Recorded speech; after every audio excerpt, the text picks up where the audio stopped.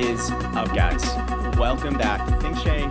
It is a fabulous Sunday morning after the first day of the official postseason. I just want to dive into biggest takeaways, rapid fire format. The two biggest ones, in my opinion, the Denver Nuggets overtaking the Clippers in overtime, a wonderful kickoff to what was already an incredible matchup of storylines and top-end talent. And then the Minnesota Timberwolves pretty much belt-to-assing the Lakers in Crypto Center, which was pretty gratifying for the majority of NBA fans, I imagine. As always, thank you so much for watching, and yeah, this postseason is going to be magical. First, let's dive into the Nuggets side of this. Every single closer had a timely defining moment or just a critical play down the stretch. Fourth quarter, overtime, I just found myself thinking constantly, was such an incredible team effort. Obviously, in the postseason, everything is amplified, but I felt like we had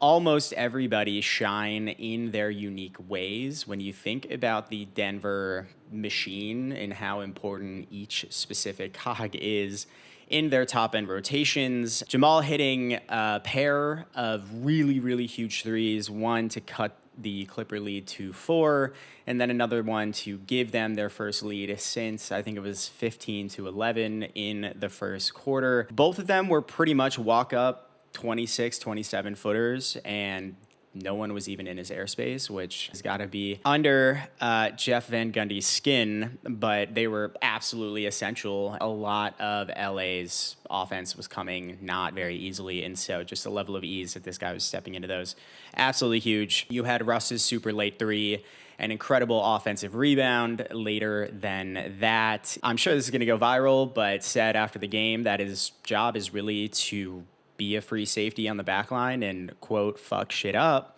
which totally makes sense. And those kinds of offensive rebounds, kind of reminiscent of your Josh Hart over in New York. Very deflating for the defense. Obviously, the Clippers are fantastic, but when you play 24 point whatever seconds of great defense and then you give up those offensive rebounds, is very tough. Bleeds into Aaron Gordon quite well. He, of course, had a single possession where he had back-to-back offensive rebounds. His just physicality down low is just so paramount. The combined size between Gordon and Jokic really gobbling up those misses, particularly when they do generate a good look from the outside. It's just really important to what they do. And yeah, Aaron Gordon is super physical, super strong. Also always running the floor, kind of just doing everything and defending Kawhi. Christian Brown dives out of bounds to save, I think, a ball with it being like a 1 or 2 point game, almost breaking his own legs, and it was really just galvanizing. I mean, Jokic doesn't really have a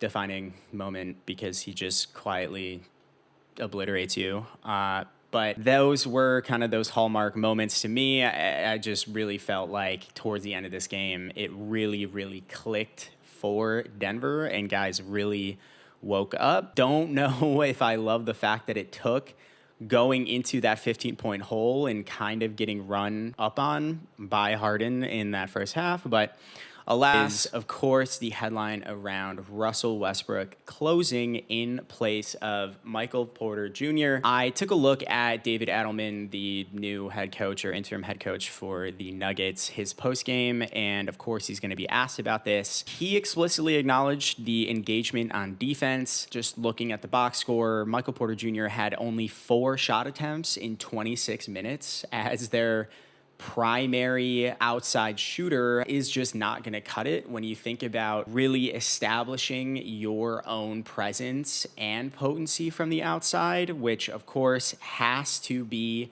helpful for Jokic operating in his king of the court position in the paint. Adelman also mentioned he didn't want to throw Mike out there in the midst of that incredible comeback. Obviously, the guys on the floor were doing well and you don't want to mess with that, but he shined a light on something interesting, which was at the point that he considered most closely to throw MPJ back in the game, Michael Porter Jr. had been sitting for 40 minutes in real time, and how fair was that really going to be in those moments? He just didn't feel like it would be that fair with all that pressure and added sort of context with how those guys were playing, clawing back, to which I would say, first and foremost, how about you don't trail to start every single game and fall down double digits at every single halftime and then ultimately kill yourselves because you have to claw your way back? Maybe you could have a little more flexibility there. Easier said than done. Next is the note around Russell Westbrook and Aaron Gordon from the outside. It is no secret that teams are going to be sagging off of them when they get good looks. The thing that caught my eye about this game, especially down the stretch, I almost think that sagging off of those two specifically might inadvertently help their offensive rebounding, because if you are intentionally sagging off, you are just going to give them a runway to swoop on in and get their own offensive boards, which we all know is a huge priority for their roles on this team. Something I really haven't wrestled with before and probably need to go back and watch more. Most of the time, you're instructed to get out, contest, and then tag your guy to make sure you know where he is and if he's crashing or not and get in his way and obstruct it, etc. But again, if you're sagging off, I don't think it's going to be that easy, and you're just giving these guys more of a head start. So I think the Clippers are going to prefer Harden, not their best defender, probably defending Russell Westbrook. You think about that matchup when it comes to boxing out, etc. It's just gonna be interesting. I can't say this enough. These come from behind wins for Denver are just going to get exhausting. I have no idea why and how. I'm obviously not with the team, and these guys are who they are. It just feels like they are so slow to get into these games. And we all know what happened last year in a grueling 7-game series when they collapsed to forfeit a 20-point lead at home against a jawing, rabid Minnesota Timberwolves team. Obviously, the regular season had a lot to do with that, the seeding. But even inside of this game, man, like, it's awesome you're able to claw back, but holy crap. Are you going to get worn down, not even in this series, but further on if this is the trend? Jamal Murray, first and foremost, and the easiest, lowest hanging fruit guy. Shoot the fucking ball in the first half at least 11 times.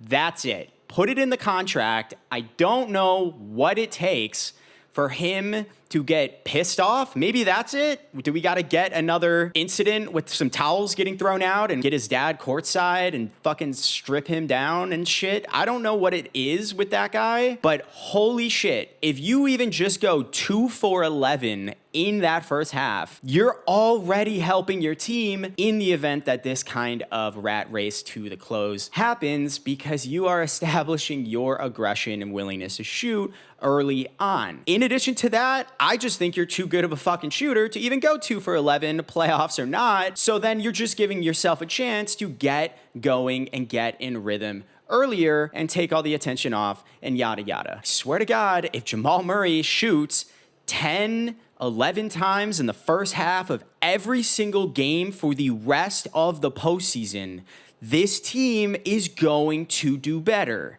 than what he's doing now. It was really interesting. The Batum taking over the backup center minutes was guarding Jokic after Zubac would take the bench, a couple minutes at the end of a couple of the quarters. I mean, you just got to attack the shit out of them. I think they did a pretty good job there, but that was just an interesting note that I'm sure the Nuggets maybe expected, but now that they've seen it, they probably are going to emphasize that, and just something I thought was interesting. Moving over now to the Clippers. Number one is the turnover plague. Obviously, when you have a 20-11 turnover ratio, amounting to a 29-9 points off of turnovers deficit, you are not putting yourself in a position to beat any postseason team in this current Western Conference landscape. Granted, I don't think every single one was a live ball turnover where it's a strip and run. Obviously, Jamal Murray pokes it out of Kawhi's hands and things like that. It amounts to the same psychological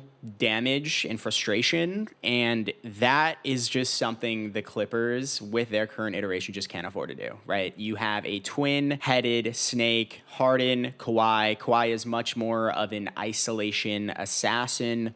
Harden is really the engine of the passing system, kickouts, relocations, beating guys off the dribble. I mean, he only had 2 assists to 11 turnovers, so I don't want to harp him too bad. A lot of it has to do with Bogdanović and some of the other guys who are handling, which I will get into more. But as a team, that is a non-negotiable, particularly given Denver's clear emphasis on transition scoring. They are the number 1 team in doing that. Christian Brown, Russell Westbrook, that is really what pays their bills. 2, playoff James Harden is here. I don't know the last time I saw this guy really erupt or kind of just conduct a successful engine or ensemble of offense this effectively. Finishes the game with 32 points, 6 rebounds, 11 assists, 43 minutes, 2 turnovers to 11 assists, 50% field goals, and might I add, managed foul trouble most of this game. Really impressive in and of itself. And then you layer on the game-tying floater that, honestly,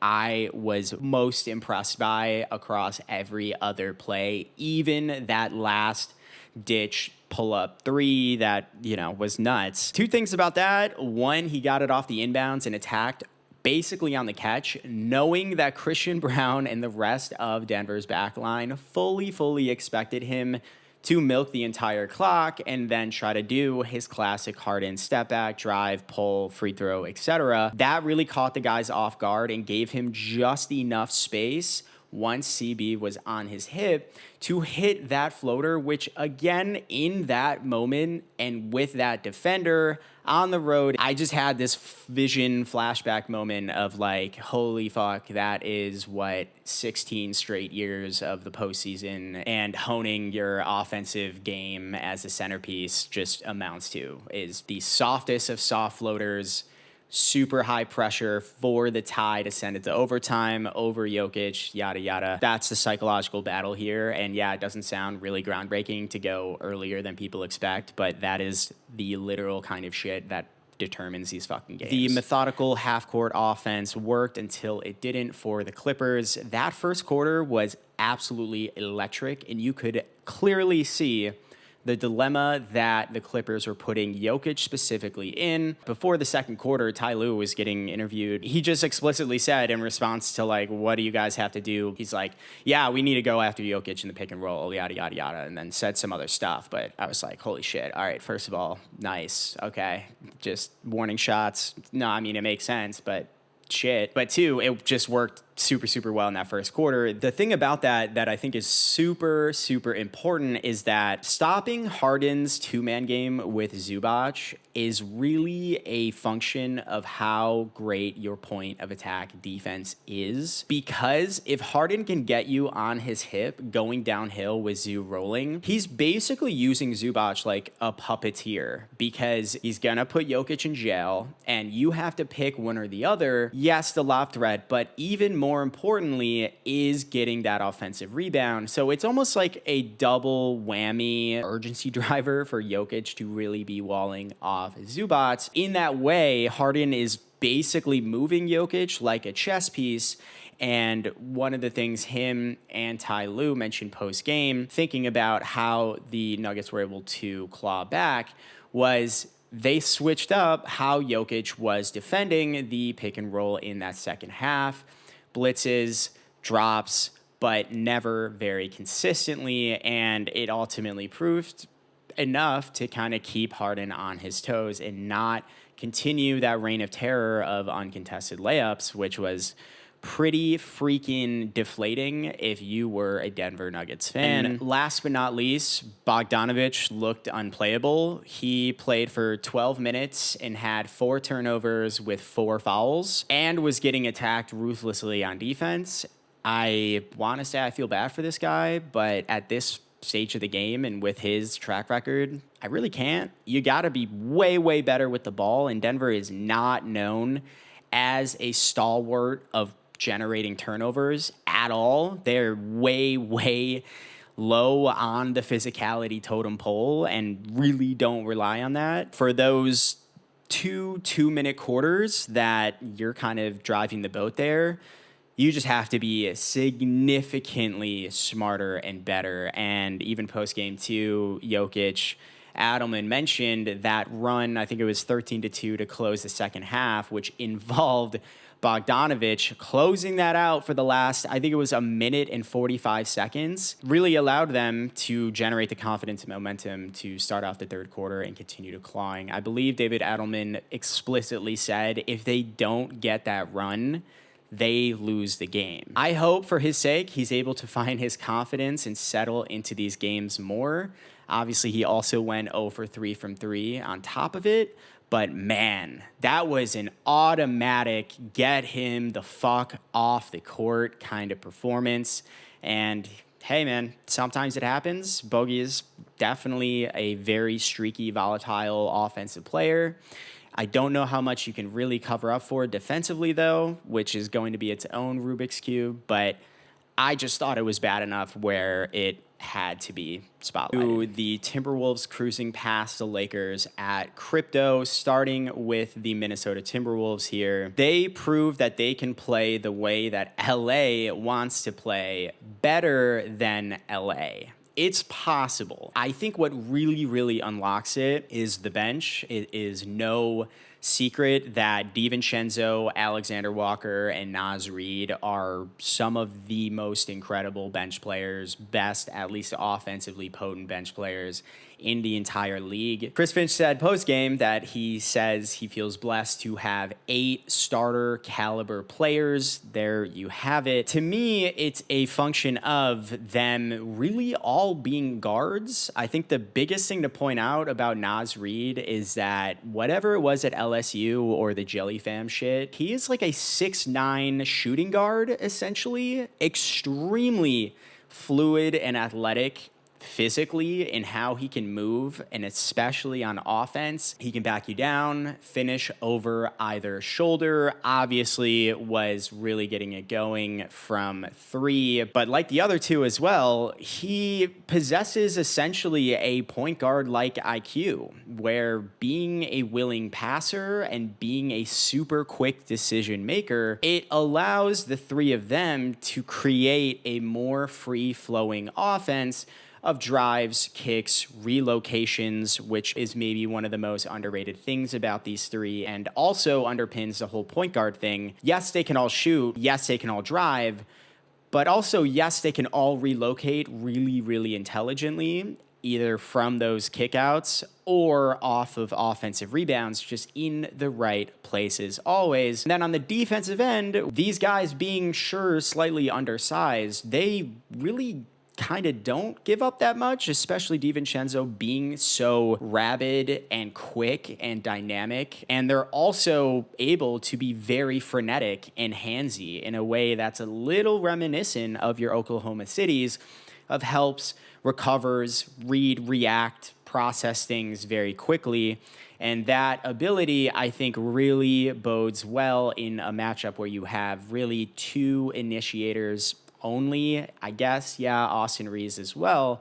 But it's pretty predictable who's doing what. And so even when you have those breakdowns, I think that they're just able to recover very, very well. The last thing I will say about that is I don't know how confident I feel about Rudy Gobert being in this matchup. I'm not saying he's going to get like 20 minutes a game or something. In a vacuum, if your offensive framework is around generating 3-point shots primarily, and your opponent is employing a similar tactic, having a traditional center with good vertical spacing, but not very good hands and also not very good playmaking chops to kick out from deep post positioning, I don't know how useful you're going to be, because you're going to have long rebounds and you are also not going to be able to get in that flow of the offense, because you only have one kind of strength, and that's, I guess, finishing at the rim on sort of lobs and uncontested looks. I ultimately felt the advantage that Naz Reid at the 5, it really outweighed it, because again, it's not like the Lakers are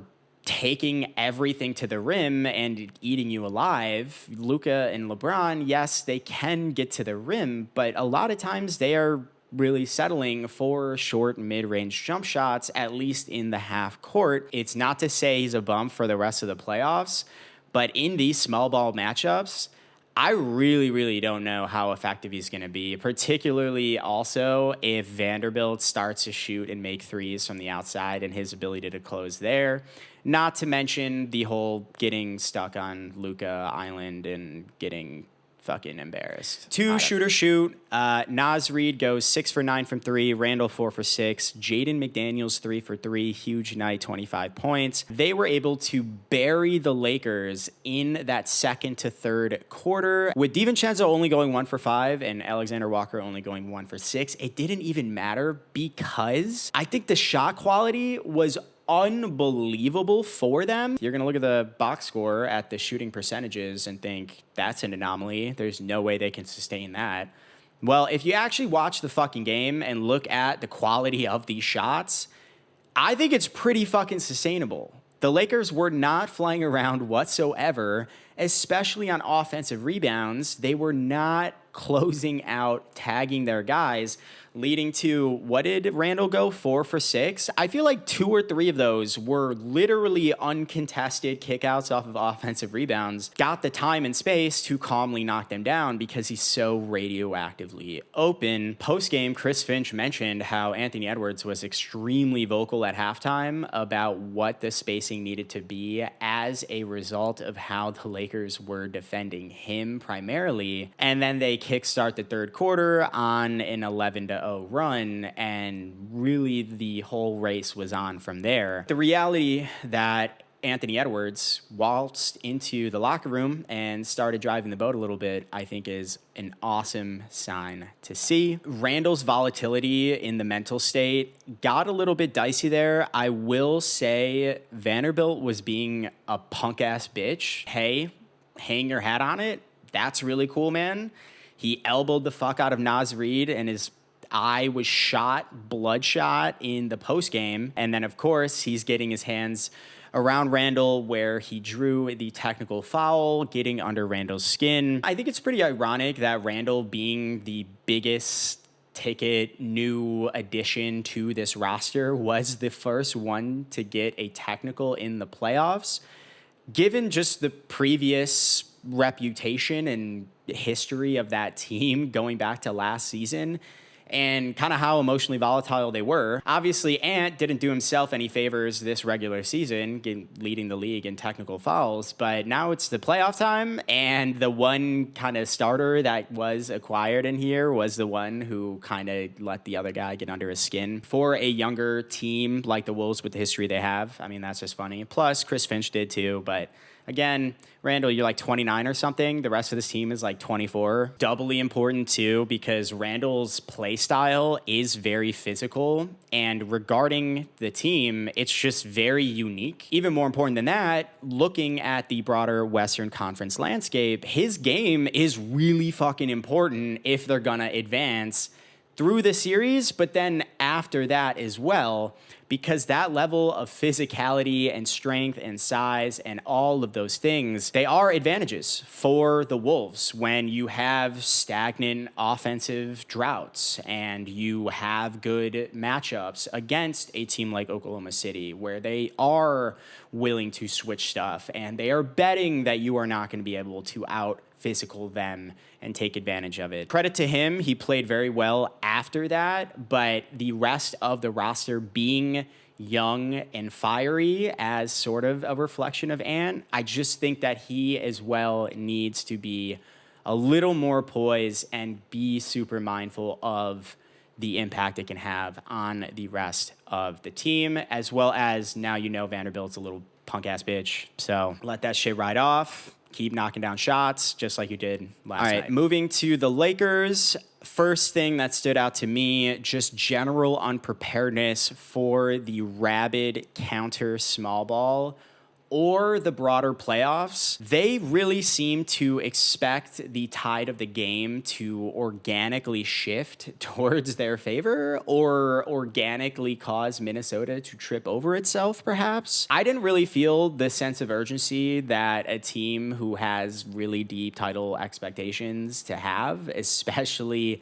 among the small ball lineups with Reed and the bench guys and a bunch of shooters. And once they kind of got going, these are the most talented players on planet Earth. And once they're kind of rolling at a team or unit level, I mean, good luck, man. The defense, I mean, I guess it improved for kind of stretches, but I never felt like the Wolves were just so white hot. They were making bad threes. No, they were just consistently generating good quality threes that they were in turn just making at pretty close to their season averages in the context of the shot quality. Now you get a glimpse of what the best case scenario looks like for the Wolves' offensive strategy. And now I think it's going to be a function of Luka, LeBron. In particular, you guys are going to have to fucking snap it into gear on these relocations and kickouts and those sorts of things, because everybody's flying around in that bench lineup. And connecting to my earlier point on the Wolves, I don't know how many minutes Rudy Gobert is going to be averaging a game by the third game of the series, honestly, if the Wolves continue to find success in forcing the Lakers to fly around and help each other on really easy perimeter penetration opportunities. And so if they can just move the ball pretty easy peasy and keep that shooting confidence high, you are not going to be bailed out with being able to drop back onto Rudy or anything like that. Like, if you have a team that quick and that dialed in and all of them that potent and confident in their shooting, the only real counter to that is better point of attack defense and just better effort flying around and contesting and relocating. And you kind of just have to match that want and speed and burst all over the court if you want to stand a chance. It's kind of reminiscent of the Cavs, honestly. Luka especially, he finishes with 37 points and 8 rebounds. Maybe the quietest playoff game I've ever seen from Luka Doncic. Just 5 combined field goal attempts in the second and fourth quarters. I'm assuming part of that is a function of picking his spots. Obviously, he's always the first quarter demon, but it never felt like his scoring was in rhythm or it was sort of pointed enough in response to the Minnesota run, for example, where I just kept waiting for Luka to like piss off somebody on the Wolves and make them shit themselves, or just one-man wrecking crew just start hitting step backs and fucking screaming at someone. You know what I mean?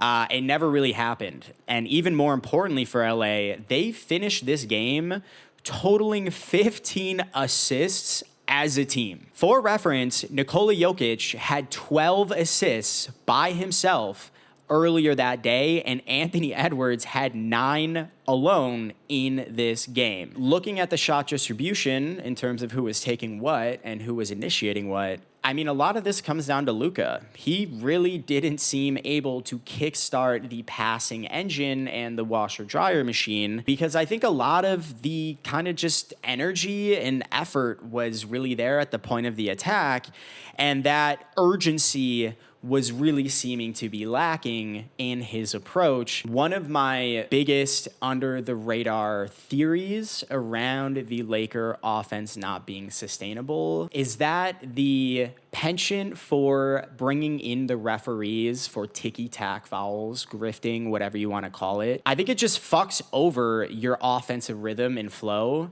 so much that you end up with games like last night where a team only has 15 assists because they aren't really focused entirely on reading, reacting to just simple coverages and automatically kind of looking and spraying and things. Obviously, when you are getting run up on and buried in the scoreboard, it does help to slow the game down and ice the other team. But it's not a sustainable offensive model in perpetuity.